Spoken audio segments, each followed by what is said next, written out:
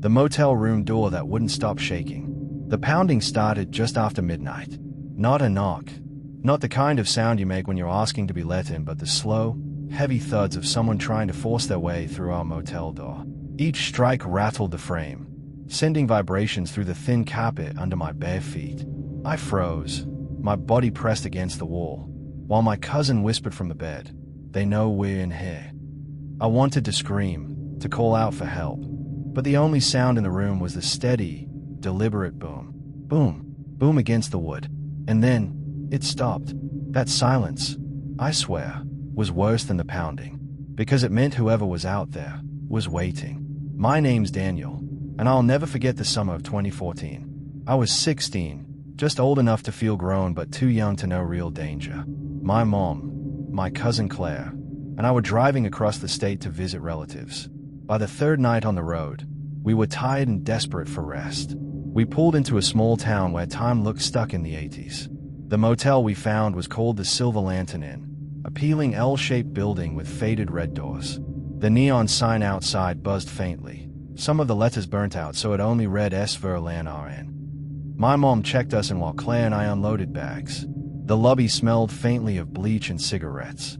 The man behind the counter barely looked at us, his face shadowed under the brim of a greasy baseball cap. He muttered room 27 and slid over an old brass key.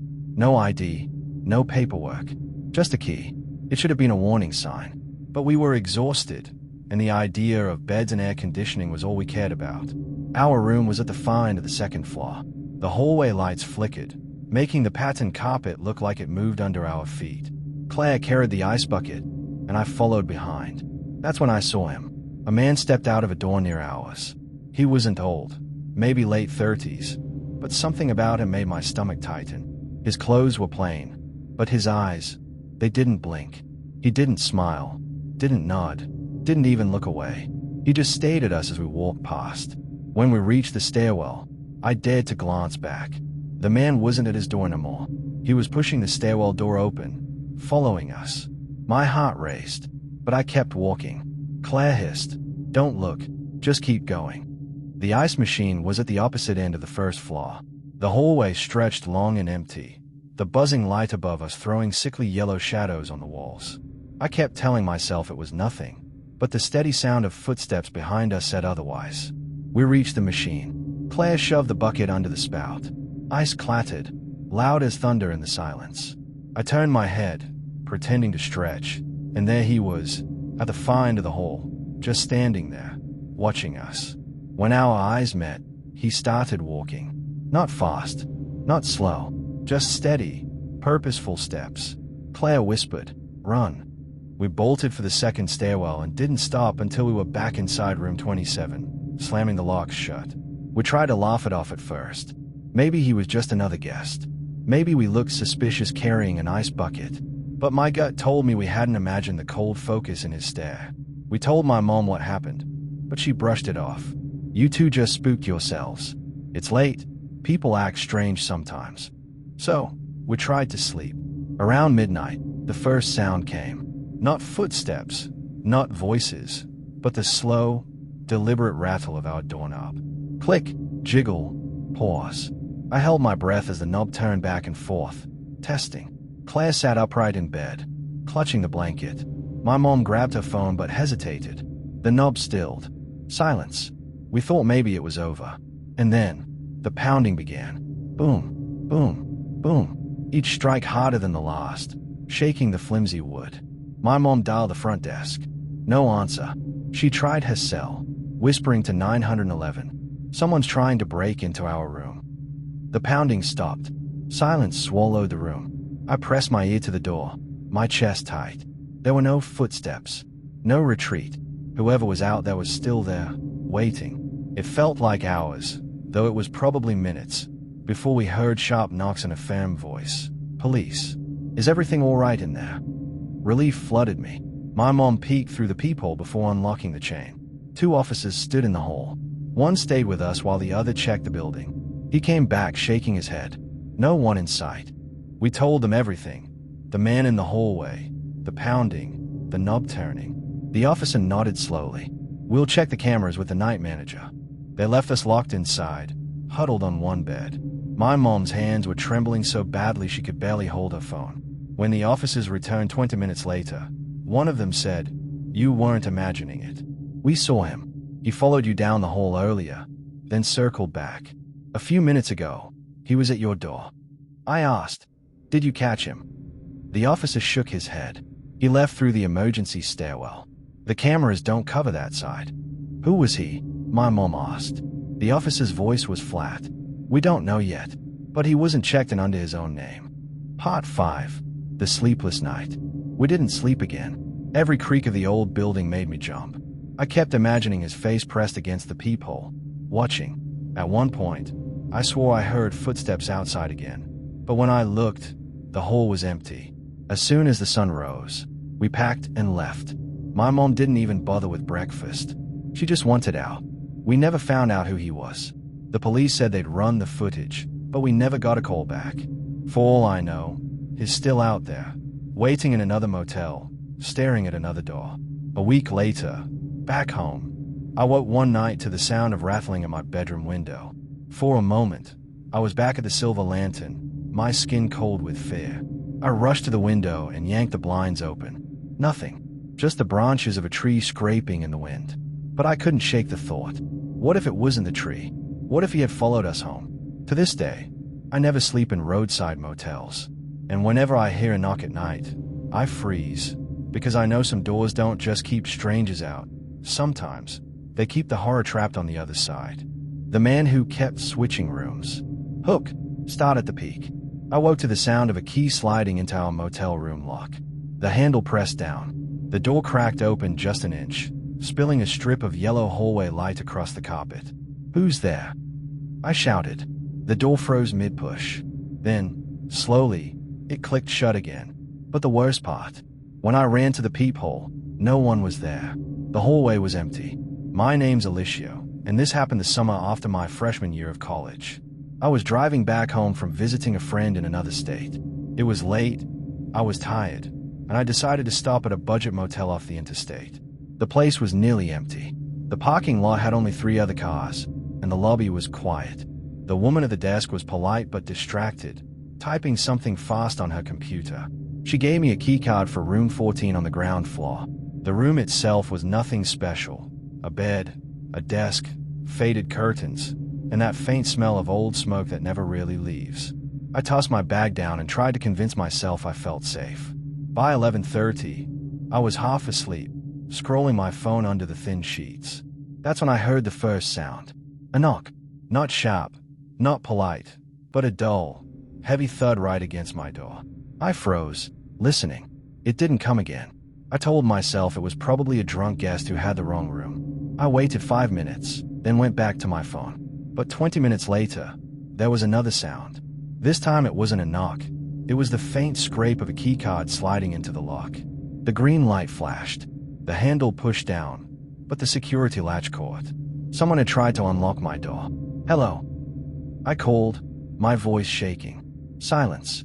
Then the sound of footsteps retreating down the hall. My heart was hammering. I called the front desk. The woman answered, and I told her someone had just tried to come into my room. Her voice was calm, almost too calm. It's probably just another guest who was given the wrong key by accident. It happens. I'll double check. I wanted to believe her, but something in my gut said it wasn't an accident. I kept the lights on and tried to calm down. Around 1 a.m., I heard it again. The sound of a key sliding in, this time more forceful, like someone was testing the lock. The latch rattled violently. I jumped up and shouted, "Stop it. I've called the desk." The rattling stopped instantly. For a moment, I thought I'd scared them off. But when I peered through the peephole, I caught the edge of a face pulling away from the door. A man's face, pale, with dark hair, eyes fixed forward. He didn't look surprised to be caught. He looked patient, like he was just waiting for the right time. Terrified, I called the desk again. This time, the woman sounded uneasy. "I just checked our system. No one else should have a key for your room. I'm going to call security." 15 minutes later, there was a knock, this time quick and professional. Security. I opened the latch carefully. A tall man in a uniform stood there. He asked what happened, and I explained everything. He frowned. "You're not the first guest tonight to report this." That sentence made my stomach drop. He asked me to describe the man. I gave what little detail I had. He nodded slowly. "We've seen someone loitering near the vending machines. He's not checked in. He might be slipping into empty rooms." The guard offered to move me to another room upstairs.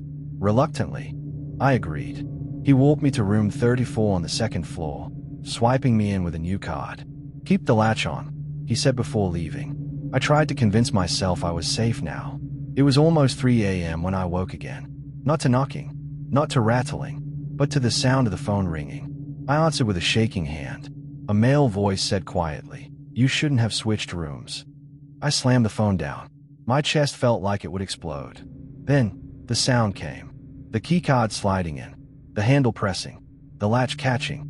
Whoever it was had a key. For this room. The door rattled hard, shaking the frame. I screamed for help. The pounding went on, harder and harder, until finally, silence. I held my breath. No footsteps. No retreat.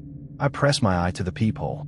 And there he was, standing perfectly still, his face inches from the lens, staring back at me.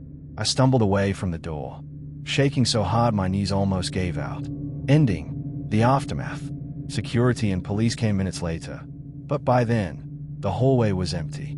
No sign of him. They reviewed the footage and saw the man moving from door to door, trying different keycards. But here's the part that chills me to this day. The front desk swore they'd only issued 2 cards for room 34. One for me, one for security. So how did he have one? I checked out at sunrise. I don't remember the drive home. I just remember staring in the rearview mirror the entire way, convinced I'd see him following me. And now, every time I stay in a hotel, the room service that wasn't ordered, hook, start at the peak. At 2:15 in the morning, someone knocked at my hotel room door. Not just a knock, a slow, rhythmic tapping that went on and on. I froze. I hadn't ordered anything, hadn't called the front desk, hadn't spoken to anyone all day. Then a man's voice came through the door. Calm. Too calm. Room service. My blood went cold, because I hadn't ordered room service. My name's Jordan, and this happened in 2019 while I was traveling for work. I'd flown into a mid-sized city for a conference and checked into a chain hotel downtown. The kind with identical beige hallways and carpets patterned to hide stains. The first day went fine. Meetings, dinner, back to my room. By the time I settled in for the night, I was exhausted. I set the alarm for an early breakfast and crawled into bed. The room was quiet. Air conditioning hummed faintly. I remember drifting off thinking how safe hotels were supposed to be. Hundreds of people under the same roof, staff awake all night. That illusion shattered at 2:15 a.m. The knock started soft, 3 times in a row. Knock, knock, knock. At first, I thought maybe housekeeping had made a mistake. But housekeeping didn't knock at 2 in the morning. Then came the voice. Room service. I sat up, heart pounding. You have a wrong room, I called back. Silence. I waited, straining to hear footsteps walking away. Instead, the knock came again. Louder, more insistent. Room service. Open up. Every hair on my neck stood up. I wasn't drunk. I wasn't half asleep. Someone was deliberately trying to get me to open the door. I called the front desk, whispering into the phone. The clerk sounded confused. "Sir, we don't have room service after 11 p.m. Nobody should be at your door." She promised to send security. While I waited, the knocking turned into pounding. The latch rattled, the handle jiggled. Whoever was out there wasn't leaving. I shouted, "Security is on the way." Instant silence. I crept to the peephole. What I saw still makes my stomach turn. A man stood there, wearing a wrinkled white shirt and holding a silver tray with a metal cloche on top, like something straight from a hotel kitchen. His face was expressionless, eyes locked directly on the peephole, as if he knew I was watching. Then, slowly, he lifted a finger and pressed it against his lips. Shush. I stumbled back from the door just as heavy footsteps came down the hall. 2 security guards arrived, calling out, "Hotel security." I opened the door with the latch still on. The hall was empty. No man, no tray, nothing. I described what I saw. One guard exchanged a look with the other. "We've had reports the last few nights," he said carefully. "Guests hearing knocks, voices claiming to be staff. But every time we check, no one's there." They offered to move me to another floor. I agreed instantly. They walked me to room 812, far from my original one. I locked every possible latch and chain. For a while, it was quiet. At 3 a.m., the phone rang. Groggy. I answered. Hello. The same calm male voice replied. Room service. Open your door. My hand went numb, the phone slipping slightly against my A. I stammered. Who is this? But there was only a low chuckle before the line went dead. I called the front desk again in a panic. They swore no calls had been made to my room. The system didn't even show an outgoing connection. And then, the knock came again. This time, from room 810, the one right next to mine. I held my breath, pressing my ear to the wall. A man's voice drifted through. Room service. Let me in. There was a pause. Then the unmistakable click of a door opening. A woman's scream ripped through the air, cut off abruptly. I froze in place, too terrified to move. By the time security and police swarmed the floor, the room was empty. The guest in 810 was gone. Her belongings were still there, her bed unmade, her suitcase half open, but she was nowhere to be found. They questioned me for hours. I described the man with the tray, his voice, the phone call, but there was no footage of him anywhere. Cameras caught me walking to my new room, but not him. It was like he never existed. I checked out the next morning without sleeping a single minute, and I haven't stayed in a hotel alone since, because now I know. The parking lot man who followed me upstairs. Hook, start at the peak. I slammed my motel room door shut just as a hand shot through the gap, fingers clawing at the frame. I shoved with all my weight, the cheapwood bowing under the pressure. On the other side, a man's voice hissed. You forgot to lock your car. The chain latch strained, the metal bending. My heart pounded so hard I thought I'd pass out. Then, suddenly, the pressure stopped. When I dared to look through the peephole, the hallway was empty. My name's Marcus, and this happened in 2016 when I was driving home from a cousin's wedding. It was late, around 11 p.m., when I pulled into a roadside motel. The lot was mostly empty except for a few scattered cars. The neon sign buzzed weakly, letters flickering. Inside, the clerk barely looked up from his TV, muttering, Room 108, while sliding me a keycard. I parked near my room, grabbed my duffel, and started walking across the lot. That's when I noticed him, a man leaning against a lamppost. No bags, no car nearby, just standing there, watching me. I tried to brush it off. Travelers get weird sometimes. I nodded politely. He didn't nod back. He just smiled. Once inside my room, I locked the door and went to pull the curtains shut. That's when I saw him again. He'd moved closer. Now he was in the lot directly across from my window, staring up at me. Same smile, wide and unblinking. I let the curtain fall and told myself not to overreact. Maybe he was waiting for someone. Around midnight, I went out to grab something from my car. The lot was eerily quiet. I unlocked the trunk, rifling through my bag. That's when I heard it.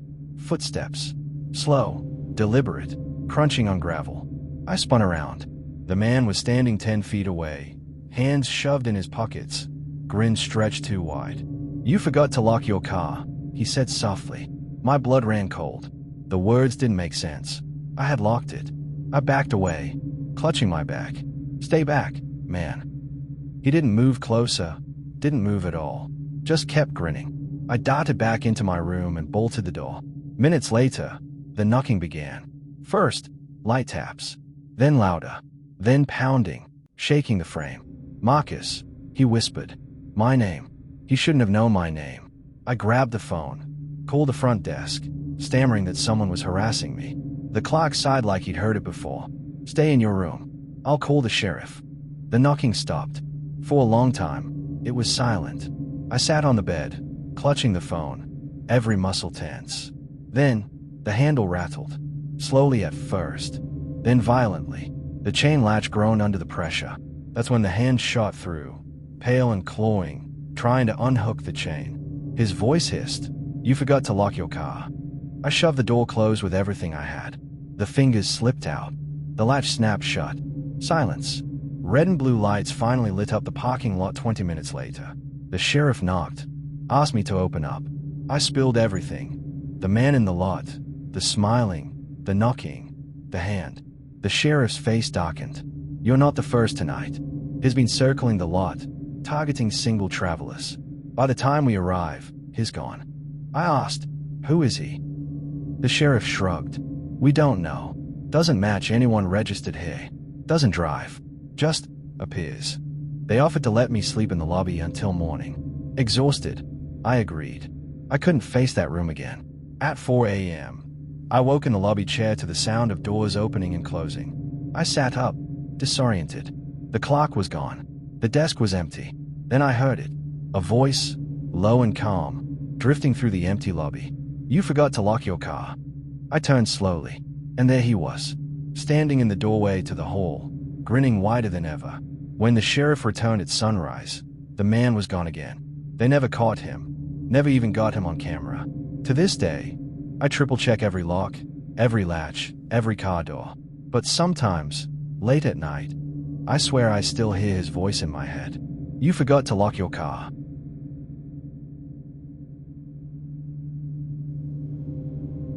The housekeeping knock that wouldn't stop. Hook, start at the peak. The knocking started at 5:45 in the morning. Not once, not twice, but an endless, rapid pounding that rattled my hotel door like someone desperate to get in. "Housekeeping," a woman's voice called. But here's the thing, I hadn't ordered housekeeping. In no hotel I've ever stayed in knocks before 6 a.m. When I stayed quiet, the voice got sharper. "Sir, open the door. I need to clean the room." The pounding grew harder. The handle twisted. I whispered into the phone to the front desk, my hands trembling. "There's someone trying to get in my room." And the clerk's reply made my stomach drop. "So, none of our housekeepers have started their shifts yet.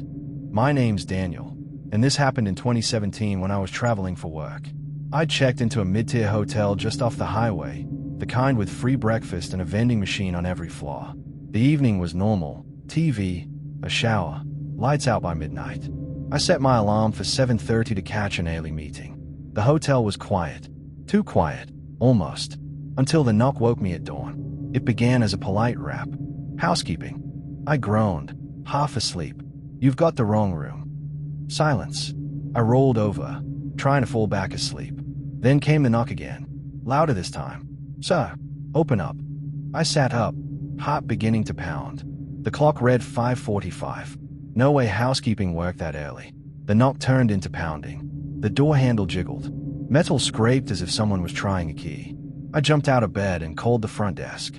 That's when the clock said the words that froze me in place. "No housekeepers on duty right now." I crept to the peephole, hands shaking. A woman stood there, mid-30s, dark hair pulled back, wearing a baggy shirt and black pants. But she didn't look like staff. No cart, no uniform, no ID badge.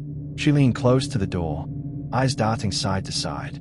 Then she whispered, not like a professional, but like someone trying to trick me.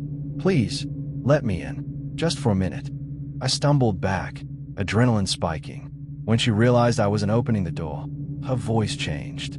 Sharper, angry. "Let me in." She slammed the door so hard the frame shook. Minutes later, 2 security guards came pounding down the hall. They checked the area, but the woman was gone. They took my statement, then admitted something that made my skin crawl. "You're not the first guest to report this. We've had calls the last few weeks, early morning knocks, people pretending to be staff. When we get there, the person's vanished." I asked, "Who is she?" One guard shook his head. "We don't know. Cameras catch glimpses, but the footage is never clear. She always avoids them somehow." They offered to move me to a different floor. I agreed, thinking I'd be safer. By the time I got resettled in room 502, it was nearly 6:30. I tried to convince myself it was over. But at 7:15, just as I was pulling on my shoes, there was a knock at the door. 3 sharp raps. "Housekeeping." I froze. I crept to the peephole. No one was there. Just an empty hallway stretching in both directions. Then, another knock. Louder. "Housekeeping." Still no one in sight. The phone rang. My heart nearly leapt out of my chest. I answered, and the same woman's voice whispered through the line. "Room 502. Let me in." I left the hotel within 10 minutes, checking out without explanation. The front desk clerk watched me go, looking uneasy, like she knew more than she was willing to say. I never got an answer. Never found out who the woman was, or how she knew my room number after I switched floors. Now, Every time I hear a knock in a hotel, even in broad daylight, I freeze. Because sometimes it's not staff on the other side. Sometimes, it's someone waiting for you to make the mistake of opening the door. The motel room that shouldn't have been occupied. Hook. The scream was so sudden it shook me awake. It came from the room right next to mine. High-pitched, panicked, the sound of someone being hurt. I leapt out of bed, adrenaline surging, and pressed my ear to the wall. Silence. Then, a heavy thud, like furniture toppling over. I grabbed the phone on my nightstand and called the front desk, whispering, "Something's happening in room 27. Someone's screaming." There was a pause. Then the clerk said flatly, "Sir, room 27 has been vacant for 3 months. My name is Ethan, and this happened back in 2019 during a road trip. I'd been driving for nearly 10 hours when I pulled into a rundown motel along a forgotten stretch of highway.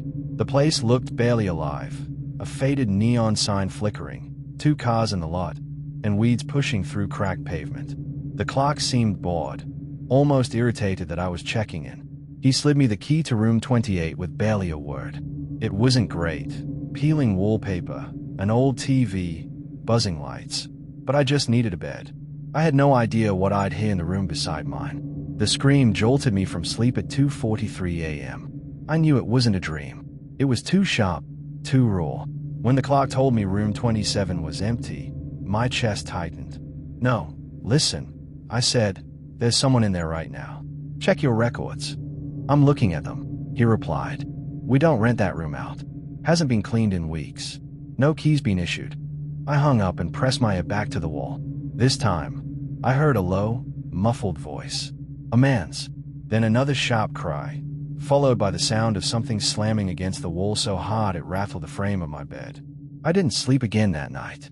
By morning, I was determined to prove I wasn't losing my mind. I knocked on the door of room 27. No answer. The curtains were drawn tight. I bent low, trying to peek through a gap. Pitch black.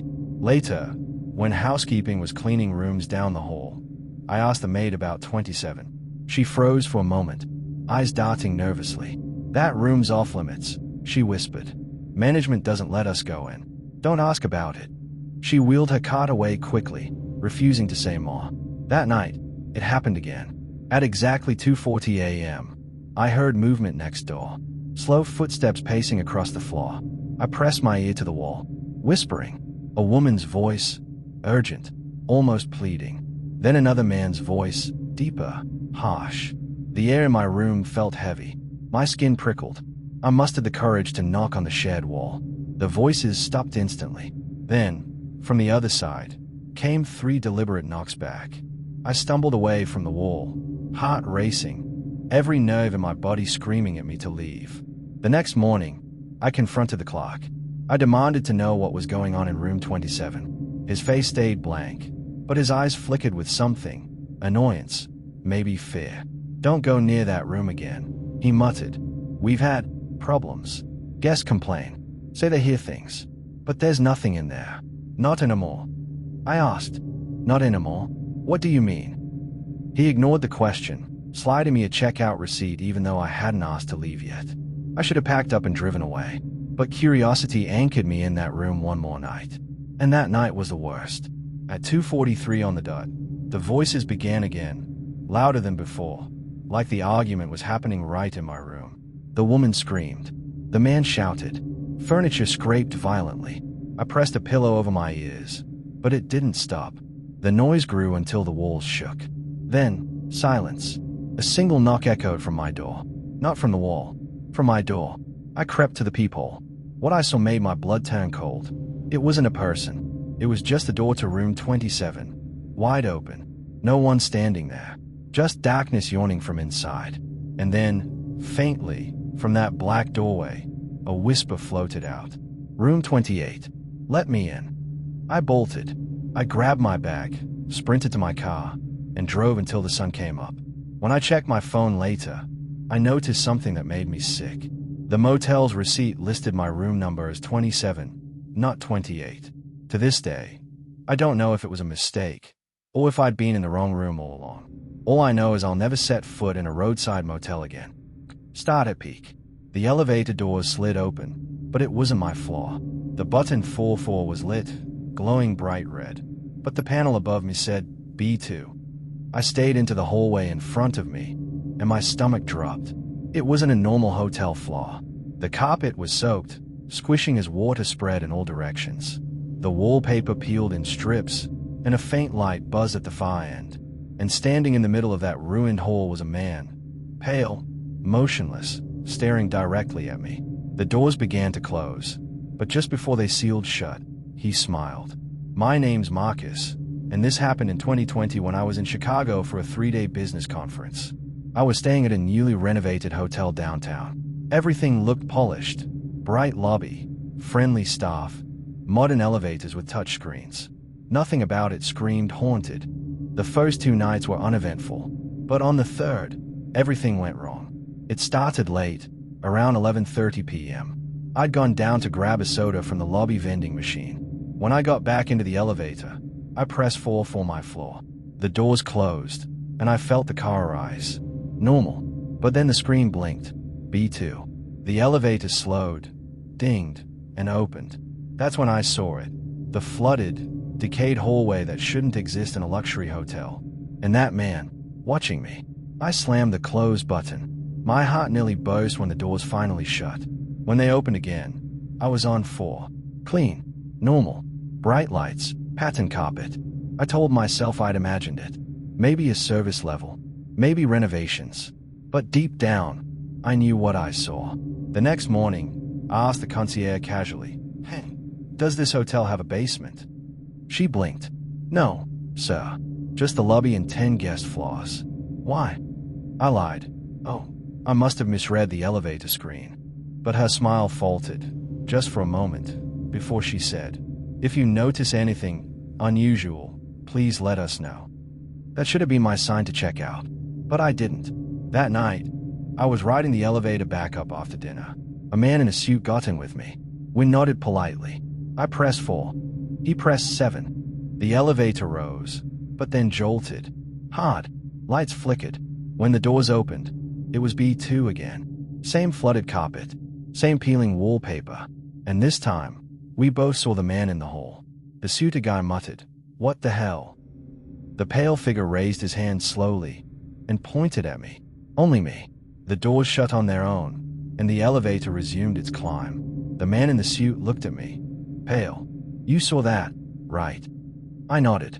Neither of us spoke another word. He got off on 7 without looking back. I couldn't sleep that night. Every sound in the hallway outside my room set me on edge. At 3:17 a.m., a faint ding echoed from the end of the hall. The elevator. I peeked through the crack in my door. The doors slid open on my floor. No one stepped out, but water trickled out instead, spreading slowly into the carpet. I shut my door and locked it, heart pounding. The next morning, I decided I couldn't stay. I packed fast, ready to leave. When the elevator came, I stepped in, dragging my suitcase. I pressed L for the lobby. The screen blinked. "B2.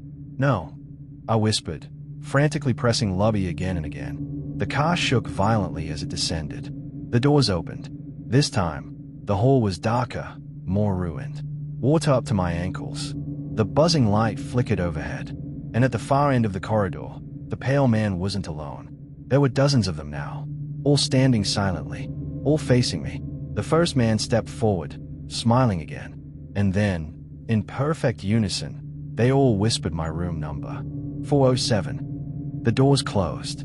The elevator lurched upward. When it opened, I was in the lobby. Normal. Bright. People checking in like nothing was wrong. I wheeled my bag out and never looked back. Weeks later, curiosity got the better of me. I searched online for any history of the hotel. Buried deep in an old newspaper archive, I found it. A fire in the 1970s had destroyed the original basement levels. Several guests and staff had drowned when the sprinkler system burst, flooding the underground floors before they could escape. The article said those levels were sealed off, rebuilt over. But I know better. They are still down there, waiting for someone to take the wrong elevator ride. The gas station attendant who knew my name. Hook. Start at peak. I was the only car at the station, headlights reflecting off the dusty pumps. The attendant stepped out of the booth, smiling like he'd been expecting me. "Evening, Daniel," he said. My blood froze.